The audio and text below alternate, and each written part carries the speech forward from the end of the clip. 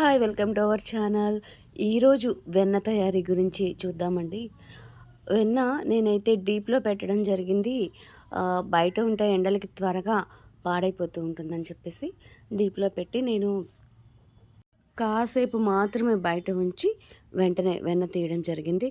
ఇక ఇందులో నేను ఎలాంటి చల్లటి వాటర్ కలపలేదు. ఎందుకంటే ఆల్రెడీ వెన్న అనేది డీప్లో ఉంది కాబట్టి ఒక చెంబుడు మామూలు నీళ్ళు పోసేసి నీళ్ళు చూసారు కదా, ఇంతవరకు చాలు. మరీ ఎత్తుగా మాత్రం వద్దు. మిడిల్ మీద ఇంకొంచెం పోస్తే చాలు, చిందకుండా ఉంటుంది. పెద్ద జార్ ఇది. మిక్సీకి వచ్చేసి పెద్ద జార్ మాత్రమే వెన్న తీయడానికి యూస్ చేయాలి. చిన్నది మిడిల్ది అస్సలు పనికిరాదండి. ఇలా మూత పెద్దదిగా ఉన్నదైతే మనకి చాలా బాగా వెన్న వస్తుంది, చిందకుండా ఉంటుంది. లేదంటే మిడిల్ కనుక వాడామంటే చాలా ఇబ్బంది పడాలి. ఇక వెన్న తయారు చేసుకున్నాక మనకి వెన్న నెయ్యి కాసుకోవచ్చు. లేదంటే ఇప్పుడు ఎంతోమంది దీర్ఘకాల రోగాలతో బాధపడుతూ ఉన్నారు. కాబట్టి ప్రకృతి వైద్యులు ఏం చెప్తున్నారంటే వెన్నతో చేసిన ఆహార పదార్థాలు ఎక్కువగా తీసుకోమని చెప్తున్నారు. ముందు ముందు మనం కూడా తప్పకుండా వెన్నతో తయారు చేసిన ప్రకృతి సిద్ధమైన ఆహార పదార్థాల గురించి తెలుసుకుందాం. కాబట్టి మరి మన ఛానల్ని అయితే సబ్స్క్రైబ్ చేసుకోండి, లైక్ అండ్ షేర్ చేయండి.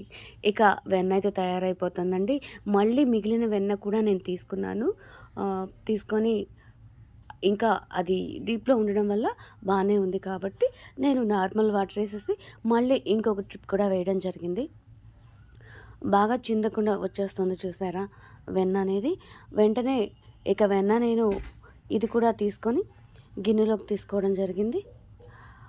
చూసారు కదా ఎంత గట్టిగా వచ్చిందో. ఎక్కడ కూడా మనకి వదులుగా లేకుండా చాలా గట్టిగా వస్తుంది, ఎక్కడ వేస్ట్ అవ్వదు.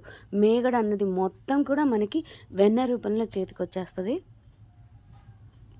ఇక ఈ వెన్నని ఎలా అయినా మనం వాడుకోవచ్చు. ఇందాకే అనుకున్నాం కదా, చూసారు కదండి, ఇంచుమించు 1/2 కేజీ దాకా వచ్చింది.